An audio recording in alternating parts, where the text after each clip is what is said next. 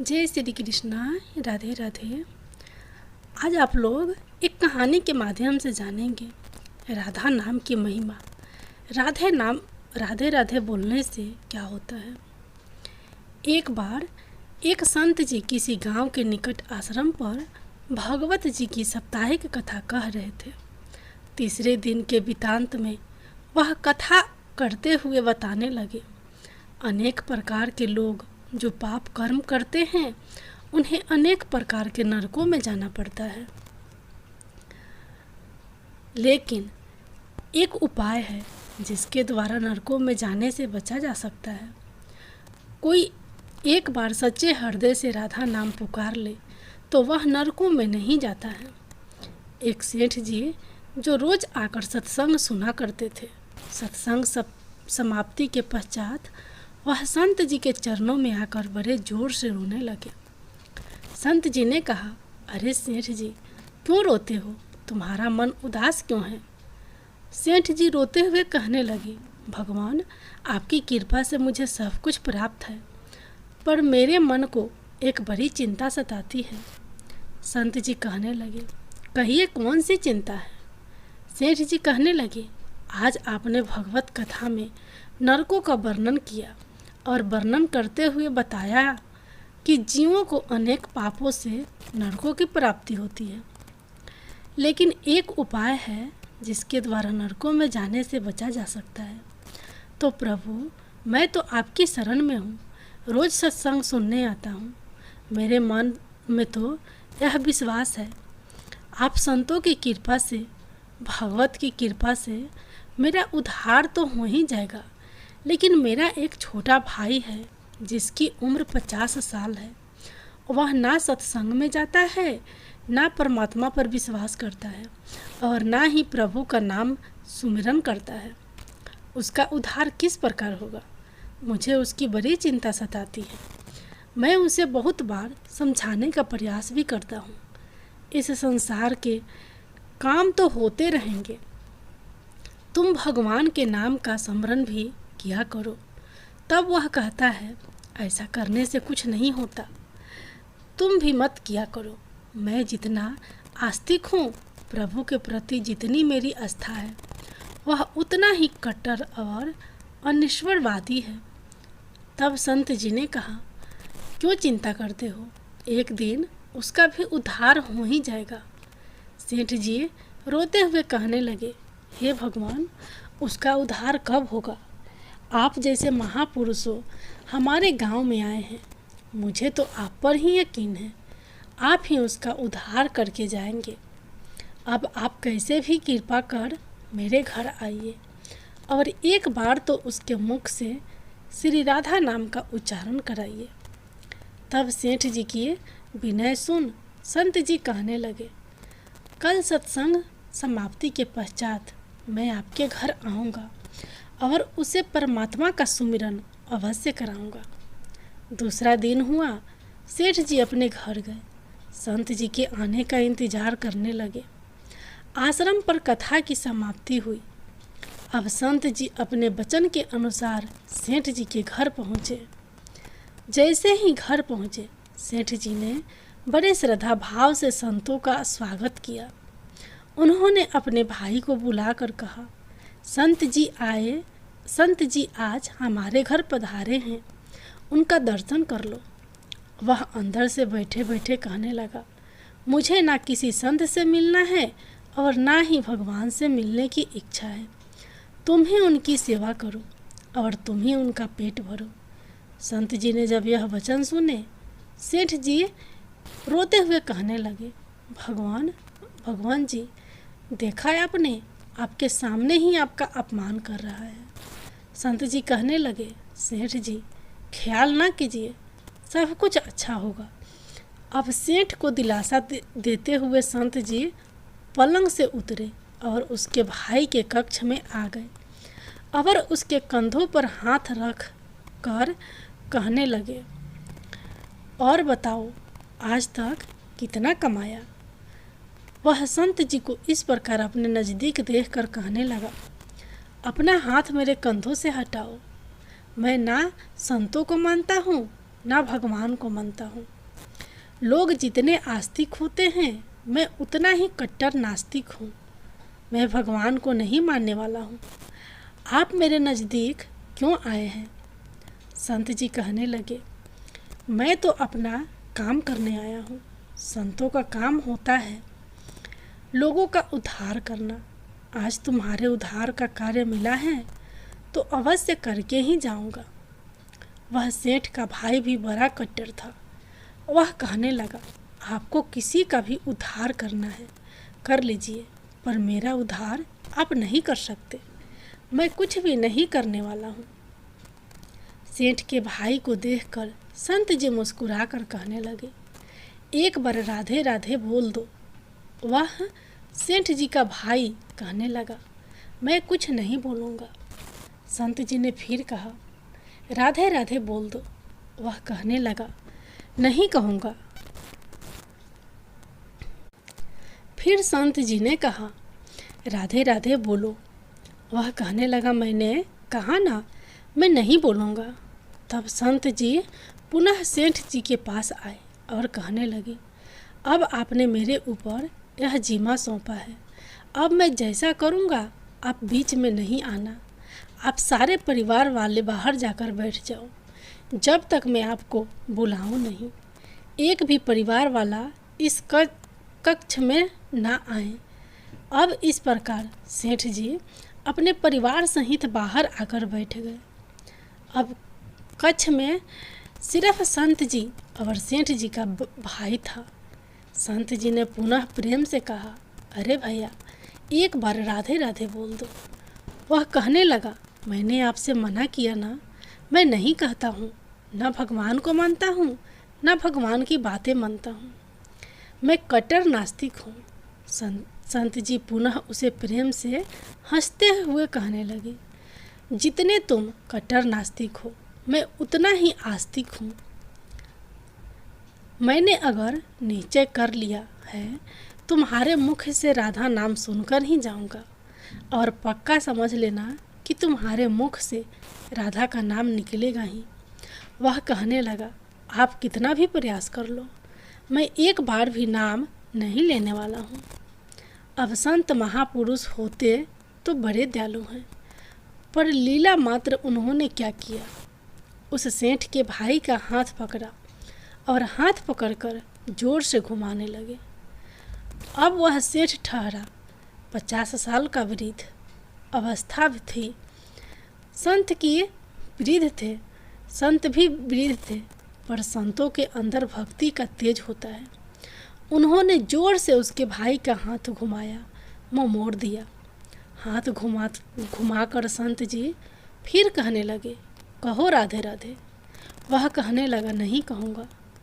अब तो संत जी ने जोर से हाथ घुमाकर सेठ के भाई को जमीन पर पटक दिया और खुद उसके पेट पर चढ़कर बैठ गए। और संत जी फिर कहने लगे, बोलो राधे राधे। वह फिर कहने लगा, नहीं कहूँगा। अब तो संत जी ने उसके दोनों हाथ पकड़ उसके पैरों को बांध दिया और कहने लगे, कहो राधे राधे। अब ऐसी अवस्था में वह सोचने लगा, लगता है यह संत तो मुझे मार ही देंगे। तब उसने बिना इच्छा के एक बार ऐसे ही कह दिया, राधे राधे। जैसे ही उसने राधे राधे कहा, संत जी ने उसके हाथ पैर खोल दिए। उसके बंधनों को छोड़कर बाहर आकर कहने लगे, सेठ जी आपका कल्याण हो गया, आपके भाई का भी कल्याण हो गया। सेठ जी कहने लगे, अंदर से बहुत तेज आवाज़ें आ रही थी। तब संत जी कहने लगे, आपने काम ही ऐसा दिया था। आपने कहा वह नास्तिक है, कभी कुछ बोलता ही नहीं है। आज आपके भाई ने राधे राधे का नाम उच्चारण कर लिया है, इसका कल्याण हो गया। अब मैं जा रहा हूँ, कल से पुनः मेरी कथा है। अब संत जी तो अपने स्थान पर लौट आए। सेठ का भाई जमीन से उठकर अपने भाई से कहने लगा, यह कैसे संत है, मुझसे झगड़ा करने आ गए, मेरे ऊपर चढ़कर बैठ गए और कहने लगे, अगर राधे राधे का नाम उच्चारण नहीं करोगे तो मैं तुम्हारे ऊपर ऐसे बैठा रहूँगा। अब उसकी बातें सुन सेठ जी तो हंसने लगे। वह हंसते हुए मन से भगवान को धन्यवाद देते हुए कहने लगे, हे प्रभु, आपके संत भी बड़े दयालु हैं, खुद कष्ट सहकर भी लोगों का कल्याण करते हैं। समय व्यतीत होता गया, मुश्किल से 5-6 महीने गुजरे होंगे। अचानक एक दिन छोटे भाई का देहांत हो गया। शरीर समाप्ति के पश्चात आत्मा शरीर से अलग हो जाती है। वह आत्मा ही ऊपर यमराज के पास जाकर सारे हिसाब किताब देती है। अब इस व्यक्ति का हिसाब किताब खोला गया। यमराज ने चित्रगुप्त से कहा, जो आज इंसान हमारे पास लाया गया है, इसका हिसाब क्या है? चित्रगुप्त कर्मों का हिसाब देखकर बताने लगा, हे भगवान, इसने अपने जीवन में कभी परमात्मा का नाम सुमिरन नहीं किया है, सदा पाप ही पाप किए हैं, इसे तो सीधे नर्क भेज दिया जाए। अब यमराज के आदेश अनुसार जैसे ही उसे नर्क भेजा जा रहा था, तभी चित्रगुप्त ने कहा, भगवान, एक बात और है। यमराज जी ने कहा, कौन सी बात? चित्रगुप्त ने कहा, भगवान, एक बार संतों के कहने पर इसने राधा नाम का उच्चारण किया था। अब एक बार राधा नाम का उच्चारण यमराज ने दूतों से कहा, थोड़ी देर रुक जाइए, इसका हिसाब किया जाएगा, इसके बाद ही इसे नरक में भेजा जाएगा। यमराज ने पुनः चित्रगुप्त से कहा, जल्दी से इसका हिसाब देखो और कहीं इसने परमात्मा का नाम उच्चारण तो नहीं किया है।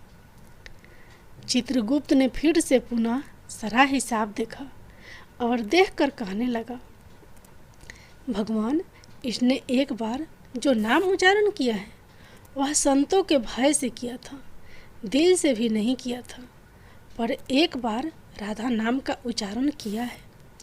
जीवन पाप में, अब क्या किया जाए? तब यमराज ने उसी इंसान से पूछा, एक बात बताओ, हम तुम्हें पहले राधा नाम उच्चारण का फल दे या तुम्हें नरकों में भेज दिया जाए? तब वह भक्त हाथ जोड़कर कहने लगा, भगवान, नरक में तो जाना ही है, इससे अच्छा है आप मुझे एक बार राधा नाम उच्चारण का फल दे दो, फिर मुझे जहाँ चाहो भेज देना। अभी यमराज जी अपनी पुस्तक खोल कर देखने लगे कि एक बार राधा नाम उच्चारण का फल क्या है। उन्होंने सारी पुस्तकें खोल दी, पर उन्हें कहीं फल दिखाई नहीं दिया। तब वह विचार करने लगे, एक बार राधा नाम उच्चारण का फल तो मुझे पता ही नहीं है। तब वह अपनी शंका के निवारण करने के लिए उस भक्त को अपने साथ लेकर स्वर्ग लोक में आ गए। स्वर्ग में आकर यमराज ने इंद्रदेव से कहा, हे इंद्रदेव, मुझे बताइए, एक बार राधा नाम उच्चारण करने का क्या फल है? तब इंद्रदेव ने बहुत प्रयास किया, पर उन्हें भी इसका फल पता नहीं चला। तब वह सब देवता मिलकर ब्रह्मदेव के पास गए, ब्रह्मदेव के पास आए। ब्रह्मदेव ने जब उन सबको देखा, तब ब्रह्मदेव उनसे पूछने लगे, यह आपके साथ इंसान कौन है? तब इंद्रदेव कहने लगे, भगवान, इसने एक बार राधा नाम का उच्चारण किया है, बाकी सारा जीवन इसने पाप किया है। हमें तो पता नहीं राधा नाम उच्चारण का फल क्या है, इसलिए हम आपके पास आए हैं। तब ब्रह्मा जी ने भी बड़ा प्रयास किया, राधा नाम उच्चारण का फल क्या है? अब उन्हें भी पता नहीं चला। तब वह ब्रह्मदेव कहने लगे, हम सब मिलकर इसे अपने साथ लेकर भगवान शंकर जी के पास चलते हैं। तब वह भगवान शंकर जी के पास पहुँचे। भगवान शंकर जी से प्रार्थना कर कहने लगे, हे महादेव, इस इंसान ने सारा जीवन पाप किया है, बस एक बार संतों के कहने पर राधा नाम का उच्चारण किया है।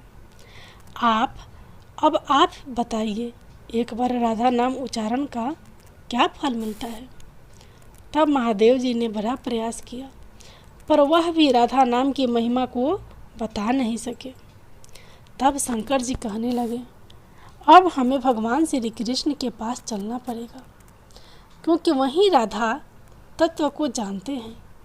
ऐसा सोचकर सब देवी देवता भगवान शंकर के साथ मिलकर उस इंसान की आत्मा को लेकर भगवान श्री कृष्ण के गौलोक धाम में पहुँचे।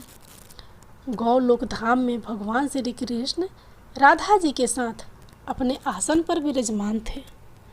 भगवान श्री कृष्ण ने सब देवी देवताओं का सम्मान किया और उनसे पूछा, आज अचानक से आने का कारण क्या है। तब भगवान शंकर हाथ जोड़कर कहने लगे, हे भगवान, यह इंसान इसे धरती से लाया गया है। इसने अपने जीवन में अनेक पाप किए हैं, पर एक बार राधा नाम का उच्चारण किया था। यमराज जी पता न कर सके कि एक बार राधा नाम उच्चारण का फल क्या है। तब वह इसकी जानकारी लेने के लिए इसके साथ इंद्र जी के पास स्वर्ग में आए थे। फिर स्वर्ग से होते हुए ब्रह्मलोक आए। ब्रह्मलोक से होते हुए यह मेरे पास पहुँचे। अब मैं इन सब को अपने साथ ले आपके पास लेकर आया हूँ। अब आप ही बताइए, एक बार राधा नाम उच्चारण का क्या फल हो सकता है। जब इस प्रकार बातें चल रही थी, तब श्री कृष्ण के पास बैठी राधा रानी बड़े जोर से हंसने लगी। तब श्री कृष्ण ने कहा, हे राधिका, क्यों हंसती हो। तब राधिका कहने लगी, हे भगवान, यह अभी तक राधा नाम का महत्व समझ नहीं सके हैं। तब भगवान शंकर जी कहने लगे, हे महारानी, राधिका के नाम का क्या असर है, आप हमें बताइए ना। तब राधिका जी कहने लगे, हे महादेव, आप खुद सोचिए, इस व्यक्ति ने एक बार राधा का नाम जपा। वह एक बार राधिका के नाम जपने से स्वर्ग लोक की सैर करके आया, ब्रह्म लोक में दर्शन करके आया। आपके महादेव लोक में आपका इसने दर्शन किया है। आज एक बार उच्चारण के प्रभाव से यह आप सबको साथ लेकर हमारे गौलोक धाम में आया है। मेरे दर्शन और श्री कृष्ण का पूजन कर रहा है। इससे अधिक राधा नाम का और फल क्या हो सकता है। जब राधिका जी ने इस प्रकार एक बार राधा नाम का पूरा महत्व बताया, तो यमराज कहने लगे, यह तो बड़ा अत्यंत फल है। जो व्यक्ति नरकों में जाने वाला था, वह एक बार उच्चारण से सब लोकों की यात्रा कर भगवान श्री कृष्ण और राधा रानी के चरणों में उपस्थित हो गया है। इससे अधिक फल और क्या हो सकता है। तभी फिर से यमराज कहने लगे, भगवान, क्या अब इसे नरकों में जाने की आवश्यकता नहीं है। तब श्री कृष्ण जी कहने लगे, हे धर्मराज, जिसने एक बार राधा रानी के चरणों का दर्शन कर लिया हो, वह तो कभी नरक में जा ही नहीं सकता है। तब वह भक्त जो वहाँ पर राधा रानी के दर्शन कर रहा था, वह कहने लगा, हे महारानी, मैंने तो संतों के भय में आकर आपका राधा नाम उच्चारण किया था, पर जो सच्चे हृदय से आपके नाम का उच्चारण करते हैं, उन्हें तो जीवन में कोई भय होगा ही नहीं। वह तो नरकों की यात्रा में कभी निकलेंगे ही नहीं। वह तो सीधा आपके चरणों में ही समा जाएंगे। तो इतना महत्व है एक बार राधा नाम के उच्चारण का। तो सच्चे हृदय से जो एक बार इस प्रकार कह दे, राधे राधे श्याम मिला दे, तो राधा नाम का उच्चारण करते ही परमात्मा का साक्षात दर्शन हो जाता है।